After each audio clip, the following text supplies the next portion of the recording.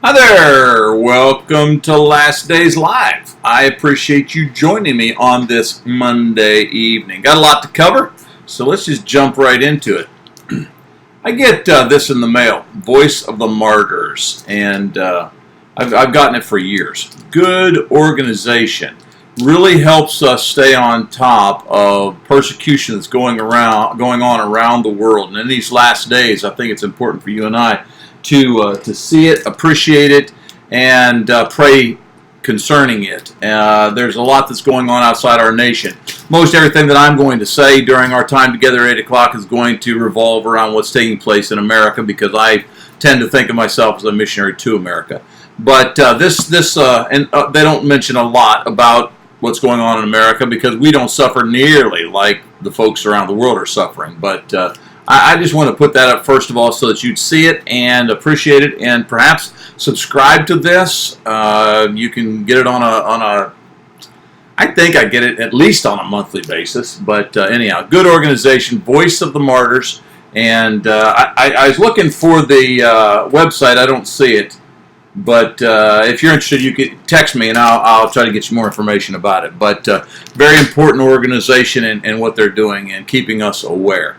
Judy, good to see you. Appreciate you coming your way. Or I'm pedaling through there. I won't be stopping. But I'm on my way to Jennings tomorrow, because a good friend of mine is now with the Lord, and I get to actually have a part in the celebration of his life. Doug Broyles, he made it, and man, I'm so proud of him and so anxious to go myself. But remember the Broyles family, and please remember me as I'm traveling tomorrow, please. Judy, good to see you. Thank you for tuning in. All right, let's get after this thing. As I tell you every Monday night at 8 o'clock, it's happening right before our eyes. It's there, folks. You don't have to look too far, and you can see that we are living in last days times. As I've told you too many times, I believe that one of two things is on the horizon for you and I. I believe the judgment of God is imminent. Now, is that going to come in the form of the return of Christ? I don't know. Is it going to come in the form of a collapse of our culture and God bringing judgment on this perverse culture that we're living in? I don't know. But I got to think that one of those two, maybe the two, are going to actually merge in harmony. But something's on the horizon, and I think you've got to almost be intentionally blind and deaf not to see the conditions of our world, to recognize it. And, of course, the question I've been asking is, what are you doing about it? I'm a little weary of hearing people talk about and preach about end times things, and Jesus is coming back. You need to be ready because the Lord can come back at any time. And then look at their life and look at what's going on. They make no radical changes. They don't really believe, like the five virgins who were faithful, that the bridegroom could show up at any moment, so I got to keep my lamps trimmed. They're very content, very comfortable in this world, and they're just kind of coasting, as it were. And I'm really, really concerned that the church is finding itself more and more in that complacent mode. And they're also finding themselves in a mode that when you go there, that is, folks like myself, and you try to challenge that. You shake somebody by the shoulders and you say, "Hey, wake up! Something big's about to happen." You get ridiculed, called on the carpet. You've become the enemy. You need to tone it down. You need to just don't be quite so animated about what you're saying there. But as I posted today on Facebook, a little allegory for you. The guy rushes into a hotel that's on fire. And in almost a panic mode, he rushes up and down the halls, beating on the doors, yelling at the top of his lungs, "Wake up, folks, wake up. Your family's in danger." Only to see folks eventually peer out the door and then berate him for being so loud. "Don't you know our kids are sleeping? Just leave us alone." And they shut the door and go back in and crawl back in their comfortable little complacent beds. I feel like that allegory is where we're at present tense. Those who are shouting that the building's on fire, we tend to be the ones who are taking the brunt of it. And yet, we have been, I guess hypocritically, we've been preaching for years. We have been preaching, the Lord's coming back, and He could come back at any moment. And now's the day of salvation. How many times have you heard preachers say that? Today is the day of salvation. And yet, what are we doing about it? What radical steps are we taking with regards to that? Well, that kind of leads me into our first segment of the evening, current events. First thing I want you to notice is it's actually the current event. It's the only one I'm going to deal with. But it's a Wall Street Journal survey of millennials, and they've been doing this, I think, for 21 years, I think. They've been taking this survey, I guess, on a yearly basis. And now we're up to the millennials, and we're surveying them, and the question is, how much do they value certain things? And this is what the article actually says. Millennials don't value patriotism, family, and religion as passionately as previous generations. And that's almost a dust statement. I mean, you can see that all around you. According to a new survey, the values that Americans say define the national character, notice that the national character, that is culture, the values that define the national character are changing as younger generations rate patriotism, religion, and having children as less important to them than did young people 2 decades ago. So 20 years ago, this was much higher priority on those 3 things than it is today. That's according to this guy, what's his name? Chad Day of the Wall Street Journal. It goes on to document it in this way. Patriotism being very important in the past, well, it has fallen 9%. Religion has dropped 12% as far as the priority list of our national culture, character, I think is what they called it. And having children fell a whopping 16%. So the priority that we are placing on having children has fallen 16% during the time that they've been doing this survey. Older participants still feel the patriotism is a priority, but younger people aren't as enthusiastic. And I'm going to, just step out there. I'm already ruffling feathers and making trouble and making waves, and so I'm just going to go with it. But I'm convinced that this is directly connected to parenting. That just makes sense to me. And I think that last one is most disturbing because in that last one, we are actually denying the command that he gave to Adam and Eve, be fruitful and multiply, dominate the planet. He also passed it along to Noah and Mrs. Noah, and I don't believe that he's ever reneged on the regulation. I don't think he's ever took it back and said, okay, you don't have to do that no more. I think that God expects us to be people who populate the planet, and Deuteronomy chapter 6, when we populate the planet, then we are also those individuals who are teaching the populace of the planet to seek God. We're failing. We're just simply not doing it. I want to read to you from what I've got on my, what I looked up earlier. This is from the Pew Research Center. In the next half century or so, Christianity's long reign as the world's largest religion may come to an end, according to a just released report that builds on Pew Research Center's original population growth projections for religious groups. Indeed, Muslims will grow more than twice as fast as the overall world population between 2015 and 2060, and in the second half of this century will likely surpass Christians as the world's largest religious group. So it's likely in your child's lifetime that Islam will become the predominant world religion of their day. How is that happening? How is that taking place? I would like to suggest to you it's because we as Christians are not parenting our own kids. Not only have we devalued even having kids, but we're not taking care of the kids that we are placed in responsibility for. So I make this rather radical application to that article, both the Pew article and the one that I got from the Wall Street Journal. Those who dominate a child's waking hours are those who are dominantly responsible. And so in those 3 things that it listed, that patriotism, religion, and even having children, those things are not nearly as much a priority now as they were even 20 years ago. Why is that? What has changed? Well, I would suggest to you who's teaching the kids, who's training the children. And clearly, parents are part of that. I don't deny that at all. But at the same time, when you do the math yourself, but when you begin to figure out that we are nearly 50% of a child's waking hours are spent under the tutelage of somebody other than the parents. I mean, it's common. 6 months or so, if they even get that, the kid is pushed off into daycare. Once they're done with daycare, they go into preschool. Once they're done with preschool, they go into school. And so their whole period of development from 6 months till they're 18 years old and graduated from high school is at least 50% dominated by somebody other than parents. And if those somebodies are not Christians, then they got a 50% domination of their character building by somebody who's not a Christian. If the parents are nominal at best, that child has got little actual Christian values being established in their life. I just don't see how church leaders cannot see this. I just don't see how that it's taken this long for somebody like me, and I'm not that bright. It's taken this long and dependent on somebody like me to say it publicly. Surely there's somebody smarter than me out there who's picked up on this. That sending our kids away for 50% of their waking hours isn't a wise thing. Why haven't we talked about this before? I'll tell you why. Because it's a sacred cow. It's one of those things you just don't talk. You see, I'm a hero as long as I'm talking about Islam. I'm a hero as long as I'm talking about Calvinism. I'm a hero as long as I'm talking about the perversions of homosexuality. But don't touch public schools.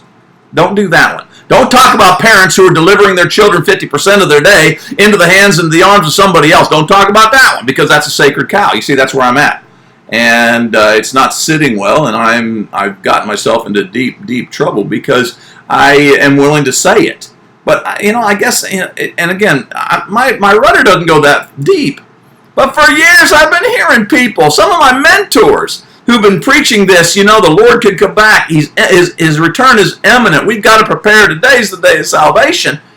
And then they lose their families to the world because they're turning their children over for 50% of their waking hours to somebody else. I just don't get it. And how church leaders can ignore it is beyond me. Biblical warning, segment number 2. So let's get into the book dealing with this very subject.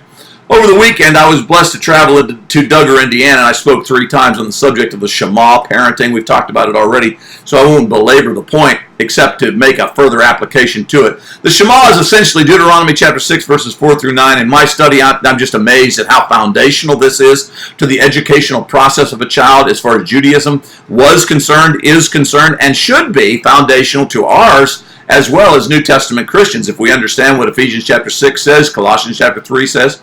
But in Deuteronomy chapter 6, this is that hear, O Israel, love the Lord your God with our heart, soul, mind. The entirety, the whole nature of a child should be trained. Impress upon them as you reach on down here. Impress upon your children these things.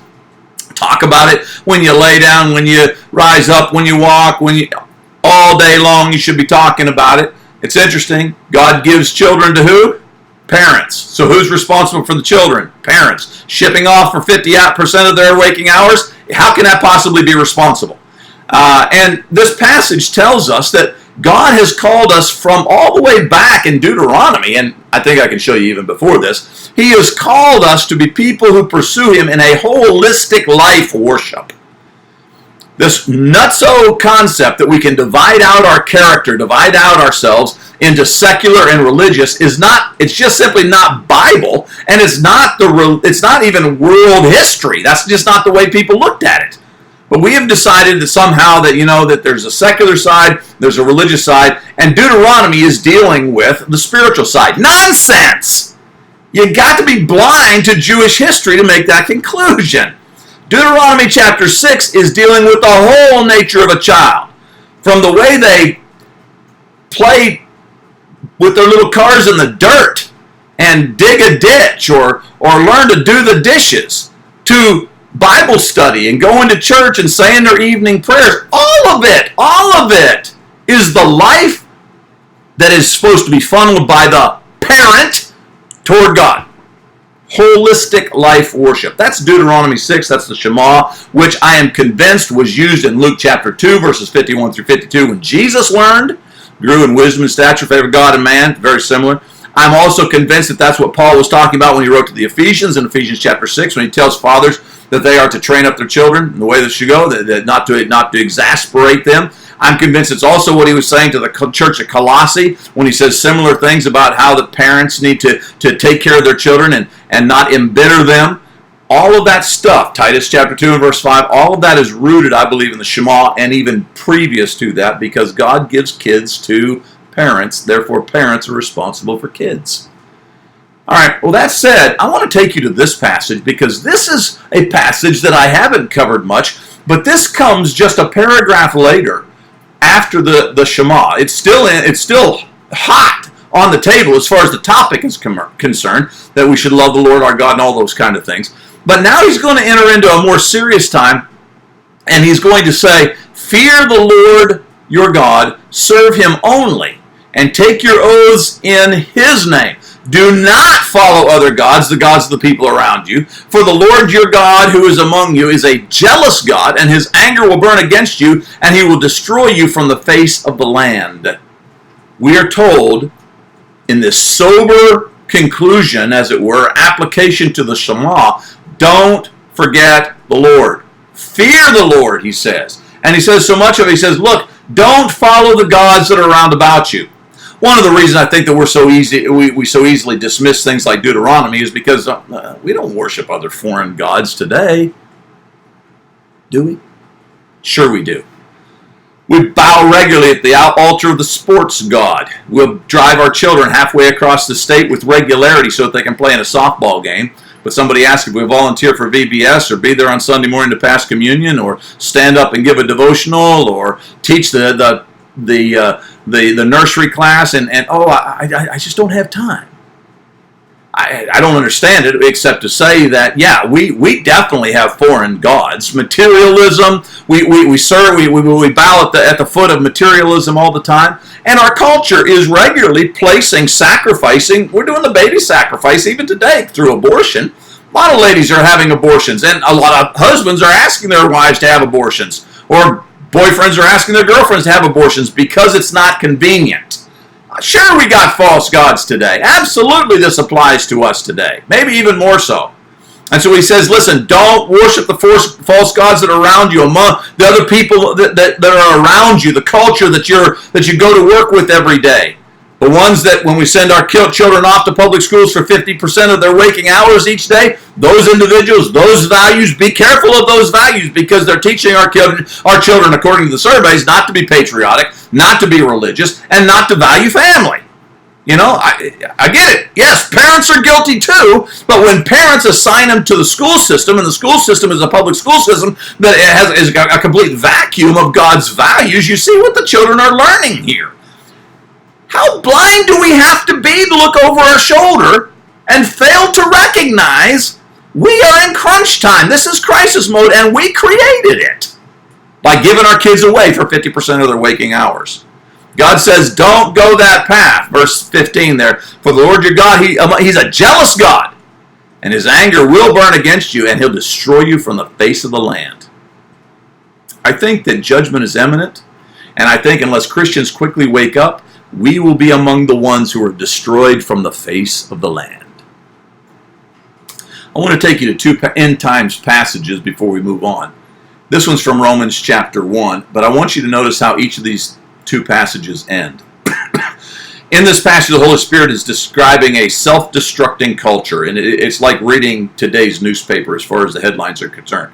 They have become filled with every kind of wickedness. That's us. Evil, absolutely. Greed, depravity. They are full of envy, murder, strife, deceit, malice. They are gossips, slanderers, God-haters, insolent, arrogant, boastful. They invent ways of doing evil. Boy, that's Hollywood today. And then notice this one. They disobey their parents. The list goes on, and if you were to read on, I think you would shake your head and say, what is that line doing in the middle of this horrible, heinous list of stuff? They disobey their parents. I think it's there to show us just how disgusted God is when we fail to raise our own children, when we fail to raise them to be obedient children, to be disciplined children according to the Shema, according to the will of God, according to the principles of God. It's very important that you and I see that in this description, this last time's description of a culture that's falling apart, one of the things that marks it is disobedient children. You don't have to hang out at Walmart for more than 15 minutes to see this passage come alive. What does it take to get us to wake up, Mom? Dad? And then there's this passage from 2 Timothy 3.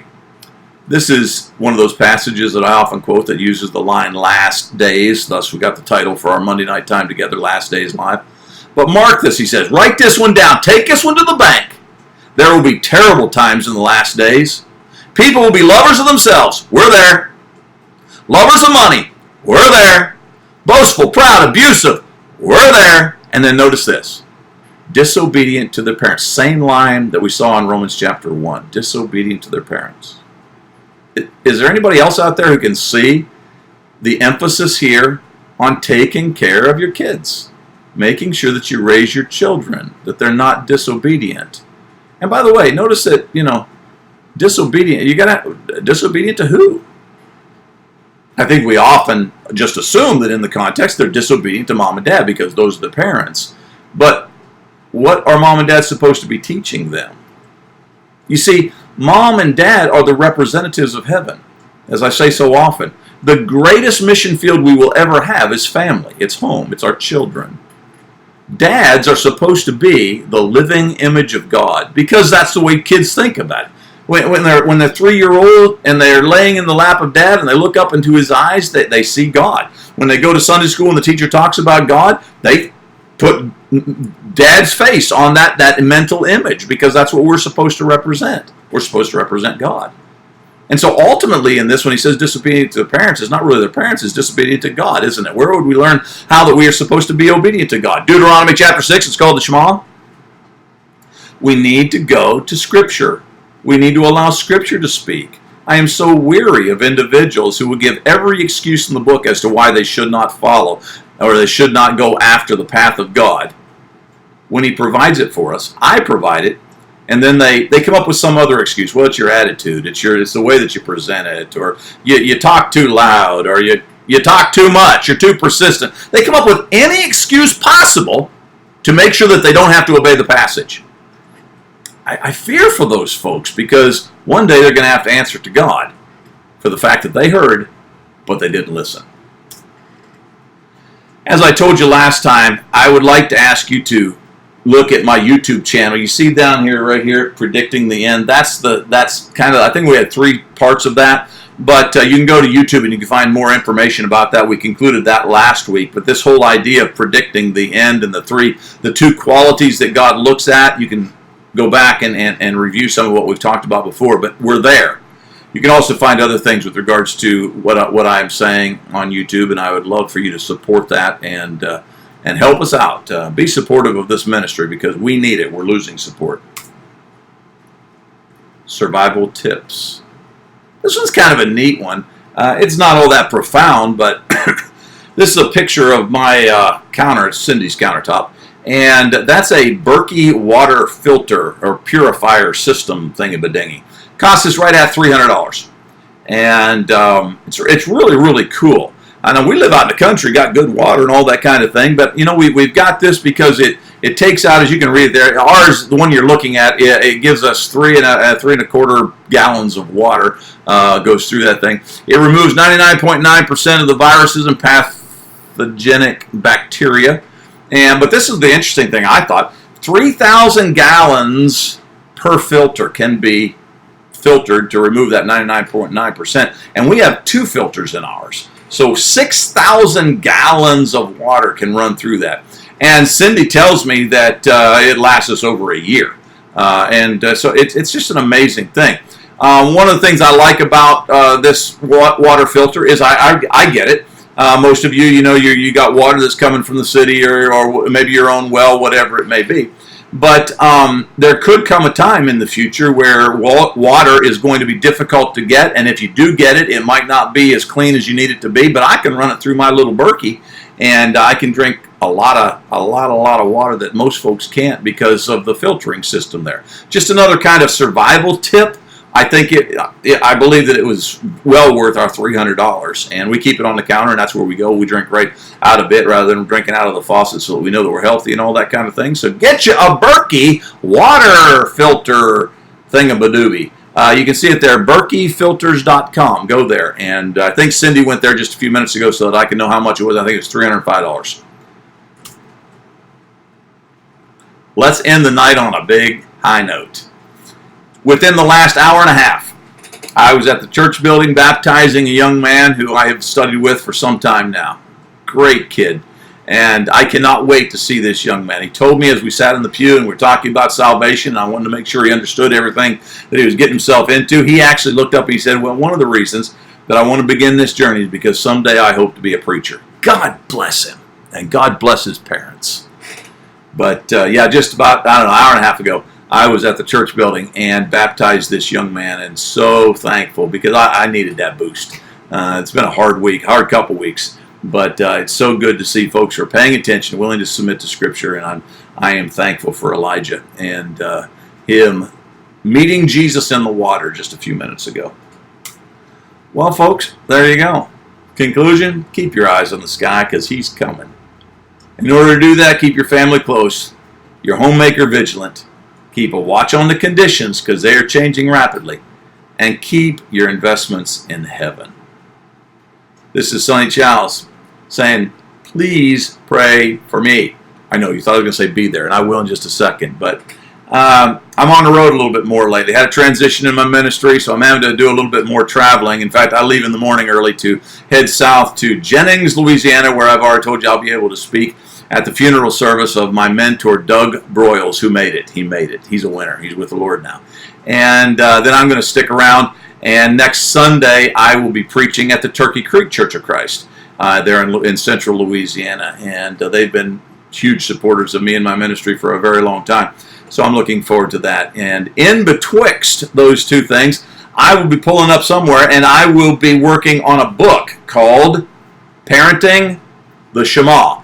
And I'm hopeful to have that book ready to be distributed as an ebook. You'll be able to buy it on Amazon.com or whatever. I'm hoping to have that ready within the next couple weeks. I think it's very, very, very important. I've kind of put myself and my family on the line with regards to the subject matter of that book because that's how important I believe it is. I believe that it is the key to changing the culture, and if not changing the culture and producing a revival, I believe that it is the key to helping parents recognize that in these last days here's something they can do to assure the fact that their children are ready for the persecution that's coming and the return of the Lord.